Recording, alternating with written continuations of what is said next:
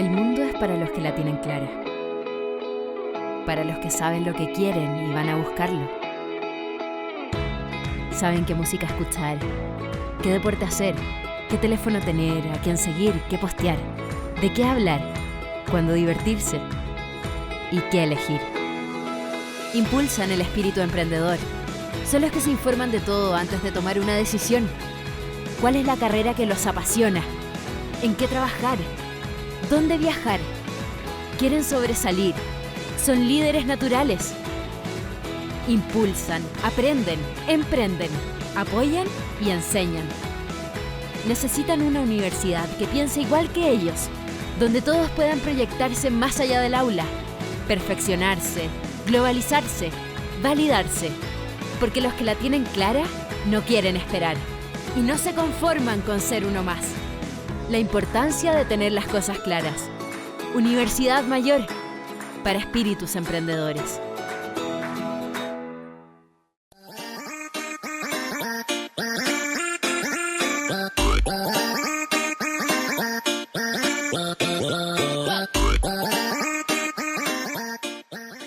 Hola chicos, estamos con una nueva clase de física.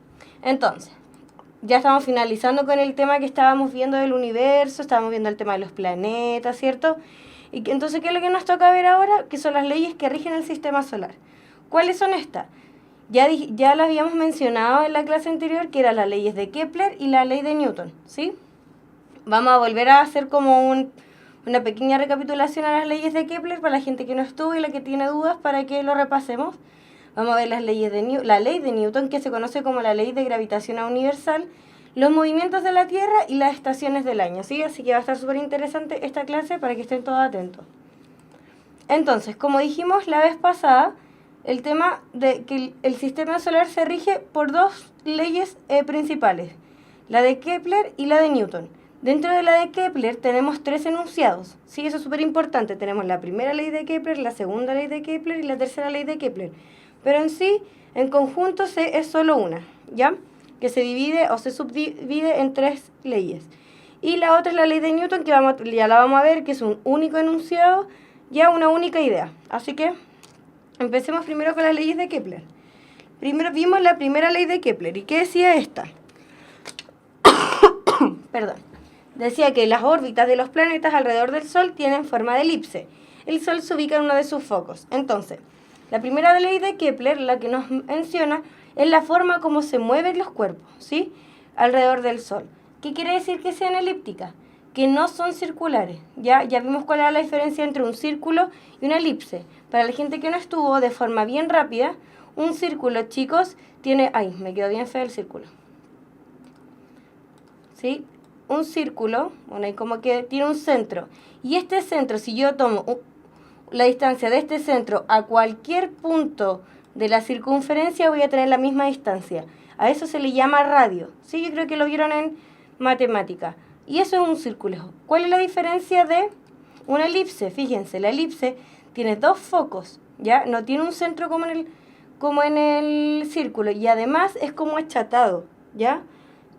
Porque aunque tuviésemos un punto en el centro, la distancia de aquí, por ejemplo, de aquí a acá, no es la misma que la distancia de acá a acá, entonces no es un círculo, es una elipse, ¿sí? Entonces, la característica de la elipse es que tiene dos focos y que el foco, en uno de estos focos se ubica el Sol, ¿sí? Eso es súper importante. Eso nos dice la primera ley, que los movimientos tienen estas órbitas que son elípticas, no circulares, y que además el Sol se encuentra en uno de los focos de la elipse. Ahora, al eje mayor, chicos, le vamos a llamar afelio, o sea, afelio es la distancia más grande entre el Sol y el planeta, ¿sí? Y el perihelio dijimos que era la distancia más pequeña entre el Sol y el planeta, ¿ya? Tiene que ver que como el Sol se encuentra en un foco, y esto es una elipse, como ya mencionamos, en un círculo no va a tener la misma distancia siempre. Acá la distancia va a ir cambiando. Entonces, la mayor distancia que puede tener, lo más lejano que se puede encontrar el planeta del Sol, ¿sí? Es en el afelio. Y la más cercana es el perihelio, ¿sí? Vamos a ir resolviendo un poco de dudas, chicos, a medida que vayamos avanzando. Y un compañero nos dice, ¿la Luna también se comporta como elipse? yo creo que lo que nos quiso preguntar es si la Luna también se mueve en esta órbita elíptica. Y sí, supongamos esto. En vez del Sol, acá vamos a tener a la Tierra. Y en vez de un planeta, aquí vamos a tener a la Luna. ¿Sí? Pero también se mueve también tiene una trayectoria elíptica. ¿Qué quiere decir eso? Que se mueve en forma elíptica, ¿ya? No es que el planeta se comporte en sí como una elipse. Ya, eso con respecto a la primera ley de Kepler. Entonces nos dice que los planetas orbitan alrededor del Sol de forma elíptica y que el Sol se encuentra en un foco. Nada más que eso. La segunda ley de Kepler nos dice que las áreas barridas por el radio vector son proporcionales, es decir, recorren distancias iguales en tiempos iguales. Ya, yo les dije que podía ser la ley que más les podría complicar. ¿Por qué? Porque fíjense, en moverse de este punto a este punto, supongamos que este delta t, ese delta hace referencia a una diferencia de tiempo, ¿ya? Nada más que eso. Supongamos que se demoró 1 hora. Lo que te está diciendo esto es que moverse de este punto a este punto se demoró absolutamente lo mismo, ¿sí? También se demoró 1 hora, ¿ya? Y que además el área que recorrió en este tiempo, o sea, esta área, es la misma que esta área de acá. A eso se refiere con que las áreas son proporcionales. Entonces, ¿cómo? Me van a decir, pero ¿cómo puede cumplirse eso si nosotros, así como al ojo, podemos ver que acá recorren menos distancia y aquí más distancia, ¿sí? Esto, chicos, pasa porque un planeta, entre más lejano esté del Sol, se mueve más lentamente. Aquí, fíjense, va lento, lento, pero en 1 hora recorre cierta distancia. Ahora, en esta de acá, recorre más rápido, o sea, se mueve más rápido, la misma hora, pero para recorrer una distancia mayor, ¿sí? Entonces, por eso que se da que se recorren en distancias iguales, que los llevan al área, en tiempos iguales, debido a que la velocidad de un planeta orbitando alrededor del Sol no es constante. ¿Qué quiere decir eso? Que no es siempre igual. Entre más lejano esté del Sol, esto se va a mover más lento. Acá se va a ir más lento, más lento, más lento, y cuando llegue aquí más cercano, eso más rápido, más rápido, más rápido, ¿sí? Ya, eso es súper importante. Es por eso que se da esta segunda ley. Pero lo que sí, el enunciado de la ley que dice que las áreas barridas por el radio vector son proporcionales, ¿sí? Eso es lo importante. Pero nosotros la forma de entenderlo es porque la velocidad no es constante, ¿sí? Ahora, ¿ya dónde se puede visualizar esto de la velocidad? En la tercera ley de Newton. O sea, disculpen, en la tercera ley de Kepler, en la cual dice que los cuadrados de los periodos son proporcionales con los cubos de los semiejes mayores, ¿sí? Voy a pasar un cuadrito que tengo acá. Esta era la fórmula. Los cuadrados de los periodos igual a una constante por el cubo de los semiejes, ¿sí? O la distancia al Sol. Entonces, fíjense, miremos la fórmula. ¿Qué pasa si el radio o la distancia entre el Sol y un planeta aumenta a medida obviamente que se va alejando un planeta del Sol? Este valor va aumentando. Por ende, este valor de acá, el t cuadrado, va a ser más grande. ¿Qué quiere decir esto? Que el periodo, que es el tiempo que se demora en dar una vuelta alrededor del Sol, va a aumentar a medida que el radio entre el Sol y la Tierra, o la distancia entre el Sol y la Tierra, sea mayor, porque son directamente proporcionales. Fíjense, están los dos, acá se está multiplicando. Entonces, si esto aumenta, esto igual va a aumentar, ¿sí? Entonces, obviamente, mira, acá tenemos un ejemplo. Recuerden que el primer planeta del sistema solar era Mercurio. Después venía Venus, aquí están en orden, y después venía la Tierra, ¿sí? Fíjense cómo son sus periodos. Ya, fíjense en el exponente, no en el número, porque acá está elevado a 6, a 7 y a 7, pero este es mayor que este. Sus periodos son cada vez mayor, o sea, el tiempo en que se demoran en dar una vuelta al Sol es cada vez mayor. Por ende, y obviamente su distancia al Sol también es mayor, porque primero está Mercurio, después viene Venus y después viene la Tierra, ¿sí? Entonces, ¿qué quiere decir esto? Que a medida que los cuerpos se alejan del Sol, su tiempo o su periodo el periodo es una vuelta completa, va a ir aumentando, ¿sí? Eso es súper importante. Eso es lo que nos dice ya esta ley. Entonces, si ustedes se fijan, igual una con otra se van complementando, solamente que son enunciados distintos. Entonces, igual es importante que se aprendan cada enunciado, pero que tengan clara la idea de cada uno, que se puede complementar con la idea de la otra, ¿sí? Esto lo vimos en la clase pasada, así que es modo de repaso. Salió un poco largo el repaso, pero igual. Ya. Y ahora nos vamos a entrar en la otra ley que rige el sistema solar que la ley de Newton, que es más conocida y que por lo general usted la van a encontrar como la ley de gravitación universal. ¿Sí? ¿Y qué dice esta? Establece que un universo dinámico en que todos los cuerpos interactúan gravitacionalmente, ¿ya? Y plantea que la fuerza de atracción, súper importante, es directamente proporcional al producto de las masas de los cuerpos interactuantes e inversamente proporcional al cuadrado de la distancia de los que los separan. Ya, vamos a explicarlo ahora con palabras bonitas. Primero que todo, usted me va a decir, hemos hablado todo el rato que por ejemplo, la Tierra o los planetas orbitan alrededor del Sol y que además, por ejemplo, la Luna orbita alrededor de la Tierra, ¿sí? Eso también lo vimos. Entonces, ¿qué hace que esto pueda suceder? Esta fuerza de atracción entre los planetas. ¿Qué quiere decir esto? Por ejemplo, yo acá tengo la Tierra, ¿sí? Esta es la Tierra y esta es la Luna, que es más pequeñita. Entre ellas existe una fuerza de atracción mutua y esta fuerza de atracción nosotros la podemos calcular y debido a esta fuerza es que los planetas orbitan unos alrededor del Sol o que los satélites naturales, en este caso la Luna, orbita alrededor de la Tierra, ¿sí? ¿Y cómo calculamos esta fuerza de atracción? La fuerza de atracción va a ser F.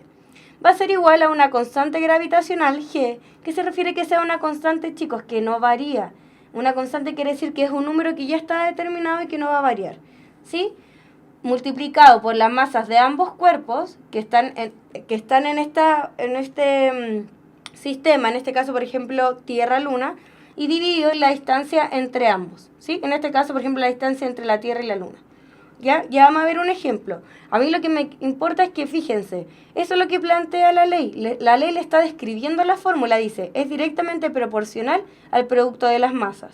Directamente proporcional al producto de las masas. ¿Qué quiere decir esto? Que si las masas aumentan, la fuerza también va a aumentar. Eso quiere decir directamente proporcional, ¿ya? Esto es matemática por si acaso. Al producto de las masas, ¿ya? Y después dice que es inversamente proporcional al cuadrado de la distancia. ¿Qué quiere decir que sea inversamente proporcional? Que si esta aumenta, esta disminuye. O si esta disminuye, esta aumenta. A eso se refiere cuando cosas independientes de esta fórmula que sean directamente proporcionales, que si ambas una aumenta, la otra aumenta. Si una disminuye, la otra disminuye. En cambio, inversamente proporcional quiere decir que si una aumenta, la otra disminuye. O si una disminuye, la otra aumenta. ¿Sí? Y lo podemos ver matemáticamente. Obviamente, si el número acá, como se está multiplicando acá arriba, aumenta, acá el número va a ser mayor. Y si el de acá aumenta, este va a ser menor. Si nosotros dividimos, por ejemplo, 9 dividido en 3, ¿cuánto nos da? 3. Pero 9 dividido en 9 nos da 1. ¿Qué quiere decir eso? Que si aumentamos acá la distancia, el de acá va a disminuir. Por eso es inversamente proporcional. ¿Sí? Entonces, al final lo que nos dice, lo que nos plantea, así como el enunciado de la ley, no es nada más que la descripción de la fórmula, ¿ya? Para que la entiendan de ambas formas. Entonces, veamos un ejemplo, el que estábamos viendo. Ahora, en la prueba es muy extraño que les vaya a salir un ejercicio así, chicos, porque fíjense los números, ¿ya? Y como es sin calculadora, entonces igual es complicado. Pero yo se los puedo usar a modo de ejemplo, disculpen, para que vean más o menos de qué se trata esta ley de gravitación. ¿Ya? Entonces yo les puse el ejemplo que les dije delante de Tierra y Luna, ¿sí? Porque estas también están orbitando entre sí, así como la Tierra orbita el Sol y la Luna orbita la Tierra, ¿sí? Es lo mismo. Y este movimiento entre dos cuerpos, esta interacción entre los dos cuerpos, la permite esta fuerza o esta ley de la gravitación universal, ¿sí? Entonces la fórmula esta que tenemos acá, dijimos que la fuerza era igual a G por las masas. En este caso, fíjense, la masa de la Tierra, por eso dice MT, la masa de la Luna, por eso dice ML, y acá le pone como R, porque hay lugares que habla de radio y otros que habla de distancia, ¿sí? A lo que se refiere es que la distancia desde la Tierra a la Luna, pero esta al cuadrado, eso es súper importante. Por eso aquí dice radio, Tierra, Luna. Ya, acá alguien nos preguntó algo súper importante. Nos dicen, profe, ¿la distancia se cuenta desde la superficie del cuerpo o desde su centro? Chicos, desde su centro. Fíjense acá cómo desde el punto que lo toma, ¿sí? Desde acá, miren. Desde el centro y desde el centro. Ya desde el centro porque como no estamos hablando de un punto y aparte estamos hablando de un cuerpo gigante, es más fácil hacer cálculos desde su centro que desde una orilla, porque desde una orilla estamos despreciando un radio muy grande, ¿ya? Así que es verdad, muy interesante lo que nos pregunta el compañero, es que esta distancia se calcula desde los centros de los planetas o del satélite, o en el otro caso del Sol, ¿sí? Ya. Entonces acá yo les doy los datos. Vean, la constante proporcionalidad que les dije yo que esta G siempre va a tomar este valor, que es 6,67 por 10 elevado a menos 11 metros cúbicos partido en kilogramos por segundo cuadrado.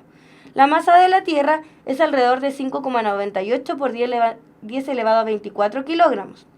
La masa de la Luna es 7,36 por 10 elevado a 22 kilogramos y la distancia entre la Tierra y la Luna, o la Luna y la Tierra, ¿cierto? Porque como es distancia, no importa de dónde se mida, es de 3,84 por 10 elevado a 8 metros. Entonces acá una calculadora, metemos manitos, pero fíjense, G, acá tenemos G, aquí pusimos G, ay perdón, esa es una G, por la masa de la Tierra que nos sale acá, la masa de la Tierra, por la masa de la Luna, y dividido en esto que está acá, que es la distancia o el radio entre la Luna y la Tierra, pero al cuadrado, ¿sí?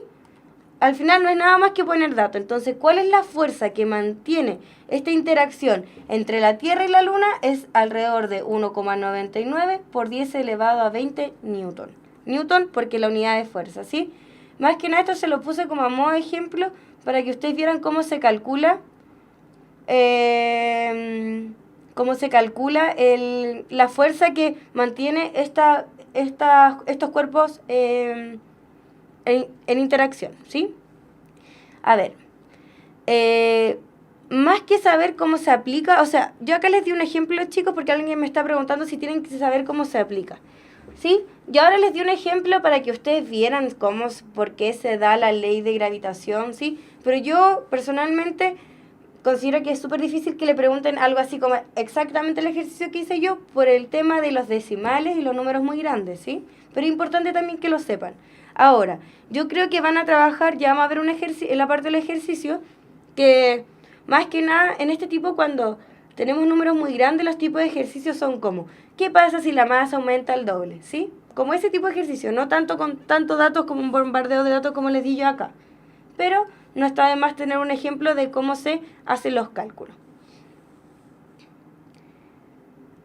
Ahora, ¿sí? Espero que le haya quedado claro. Entonces la ley de gravitación universal nos hace referencia a la interacción entre cuerpos y que se cumple esta ley, esta formulita que tenemos acá, ¿sí? Ya sabemos, es importante que sepamos qué es cada cosa así, que es que por ejemplo es una constante, que las masas, masa M1 y M2, en este caso es uno de la Tierra y otro de la Luna, que se tienen dos masas porque se tienen dos cuerpos interactuando y que abajo la distancia es la distancia entre estos dos cuerpos, pero al cuadrado, ¿sí? Esa es la ley de gravitación universal, ¿ya? Y que es la que dice de por qué los cuerpos orbitan unas alrededor de otras, ¿sí?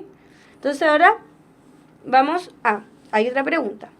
Dice, ¿la fuerza gravitacional que ejerce la Tierra con la Luna siempre será constante? Pensémoslo de esta forma, ¿sí? De cierta forma sí es constante, porque la masa de la Tierra, uno siempre toma un aproximado y es muy similar al que yo tomé. El de la Luna, recuerden que no son datos exactos, ¿sí? Pero sí se toman como un dato real, ¿ya? El de la Luna también estamos hablando de masa y la distancia entre ellas, ¿sí? No va a ir variando mucho. Entonces, ¿sí podemos hablar como una constante de una fuerza entre dos cuerpos? Sí, podemos hablar como una constante. Pero recuerden que, no sé, es distinto conocer la masa de la Tierra a conocer la masa de uno, por ejemplo, ¿sí? ¿Por qué? Porque la masa de un cuerpo gigante no se puede poner en una balanza y conocer la masa como lo hacemos nosotros. Pero sí se tiene una aproximada, entonces sí se pueden hablar de constante, porque supuestamente ni la masa ni de la Tierra ni de la Luna van variando y la distancia entre ellos dos tampoco. Entonces, en ese sentido, esta fuerza que ejercen una y otra, sí podemos considerarlas como constantes, ¿ya? Los movimientos de la Tierra, entonces, continuemos. Entonces, ya vimos las leyes que rigen al sistema solar y ahora vamos a ver los movimientos de la Tierra.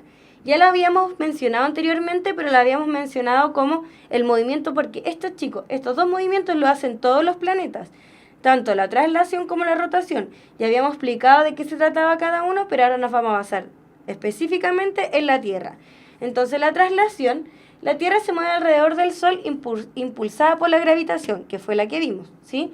En 365 días, 5 horas y 57 minutos. Es por eso que nosotros tenemos años bisiestos, chicos, porque esto que queda acá, que son las 5 horas y 57 minutos, si nosotros las sumamos ahora, sumamos las del siguiente año y la del siguiente, en algún momento forman 24 horas y se forma un día más. Es por eso que tenemos un año bisiesto y ese día se le agrega a febrero, ¿sí? Es debido a esto que nos queda.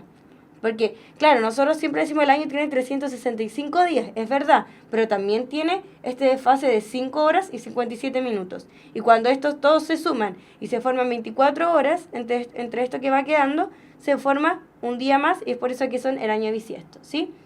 Nuestro planeta describe una trayectoria elíptica de 930 millones de kilómetros, a una distancia media del Sol de 150 millones de kilómetros. ¿Qué está diciendo acá? Que la distancia que recorre alrededor del Sol es de 930 millones de kilómetros y que la distancia del Sol a la Tierra es de 150 millones de kilómetros.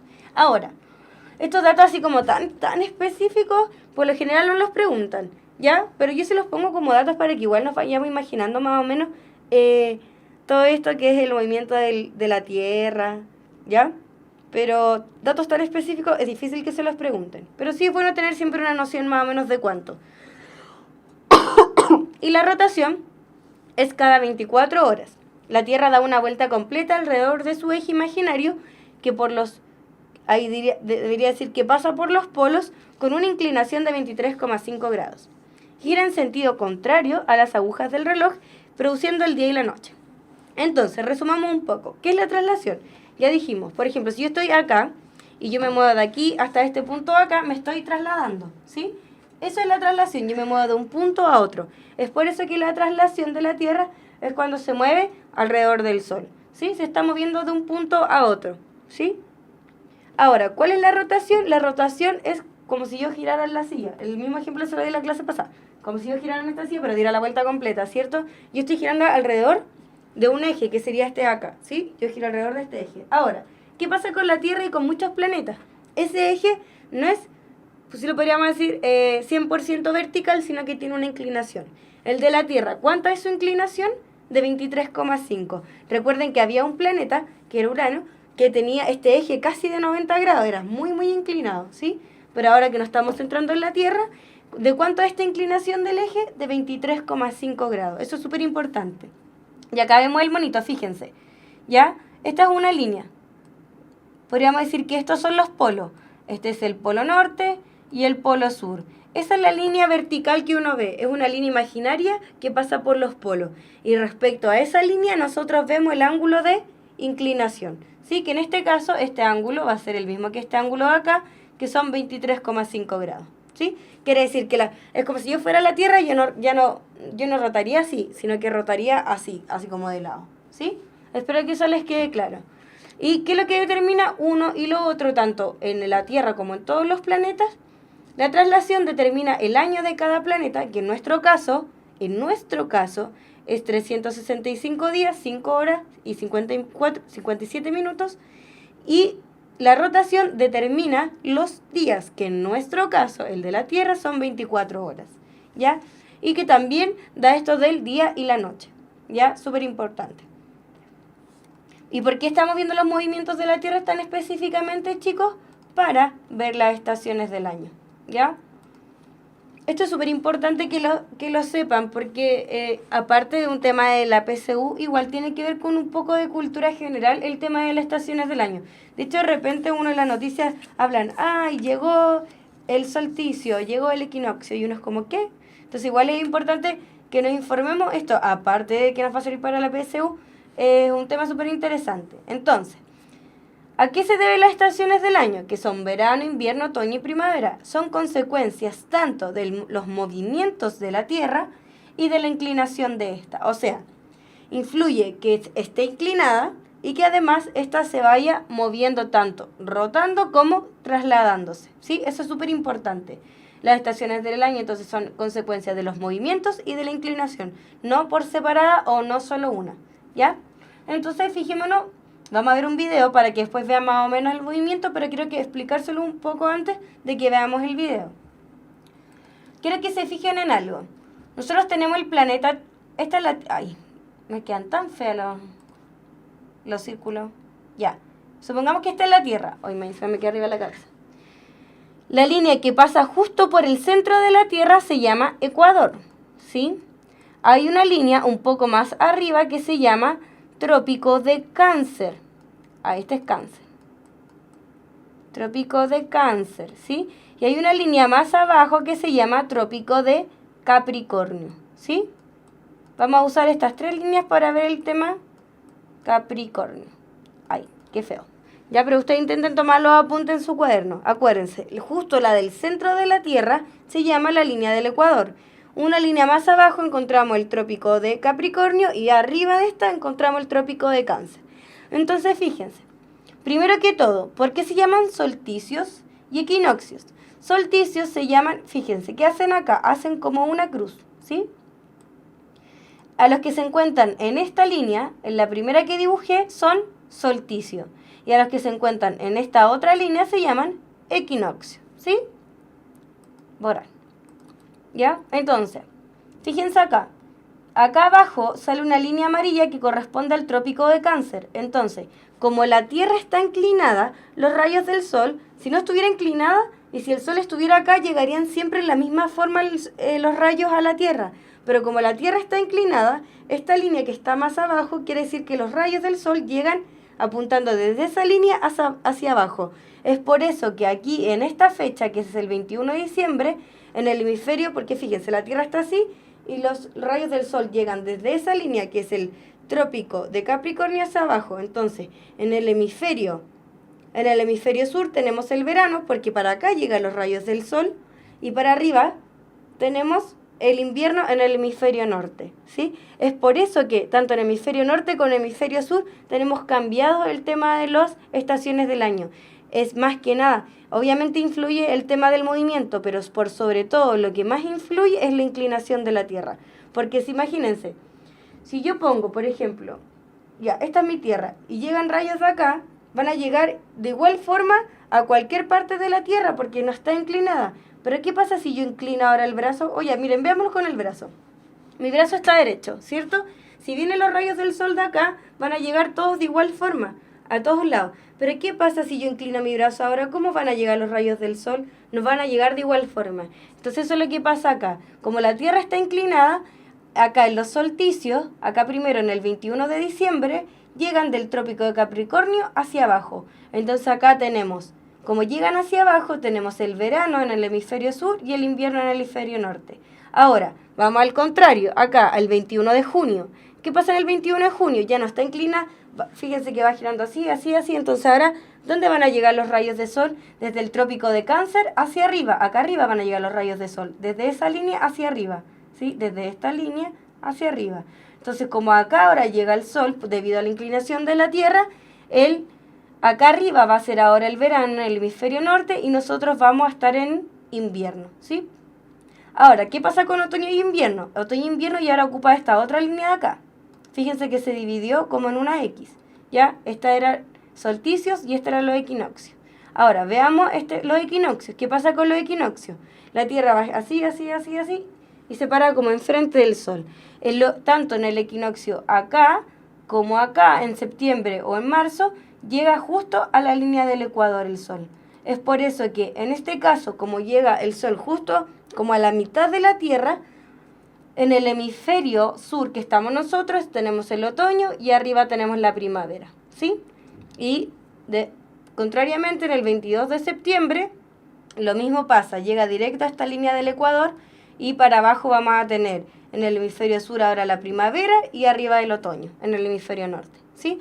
Entonces, igual intenten analizar un poquito más esta imagen cuando puedan, háganse un mapa conceptual. Yo soy fanática de los mapas conceptuales para hacer resúmenes, pero quiero que tengan súper en cuenta que una de las principales razones de por qué existen las estaciones del año es porque la Tierra tiene una inclinación, ¿ya? Pero obviamente afecta el movimiento de esta. Si esta no se moviera, tendríamos la misma estación del año todo el año, ¿sí?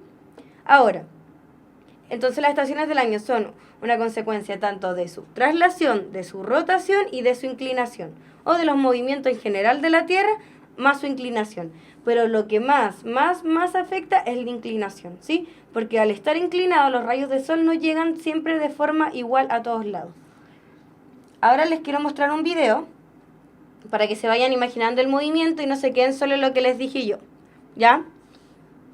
Entonces, atento al video que explica, ya sabemos que sí.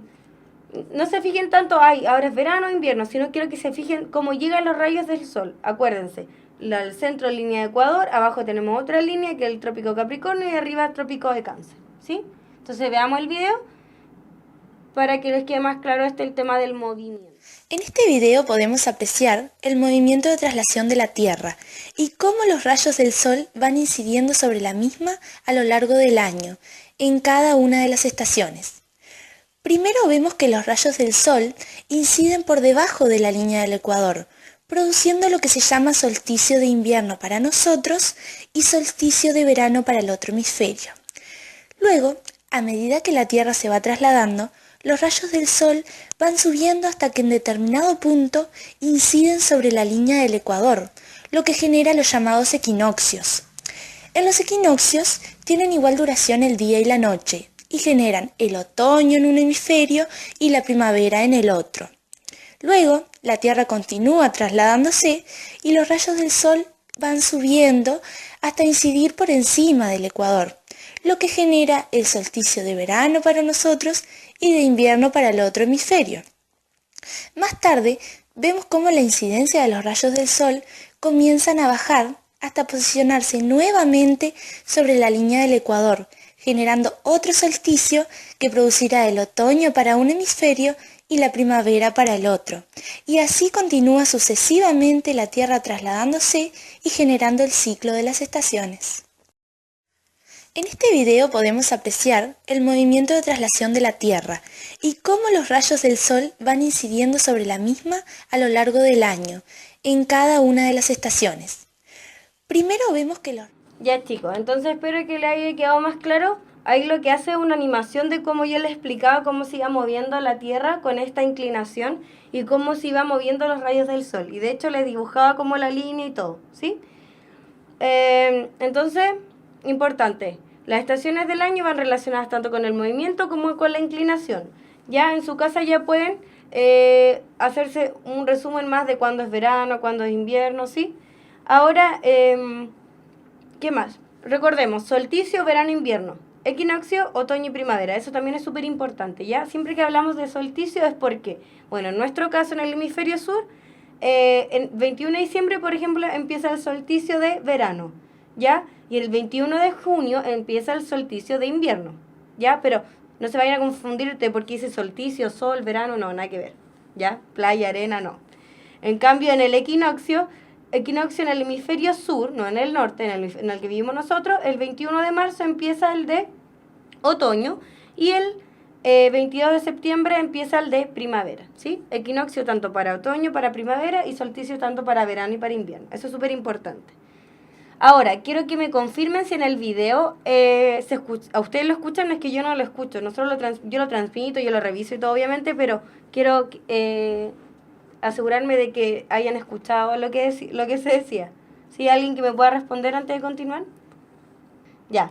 Entonces, aquí tenía el enunciado del video. Ya, pero ya lo vimos. ¿Sí? Espero que les haya... Recuerden que los videos nunca se suben como en conjunto con la presentación. Se deja el link abajo en la descripción de lo que se sube a la página. Ya eso es súper importante para la gente que quiere volver a verlo. Los links quedan abajo, no quedan directos en la presentación, ¿sí? Entonces,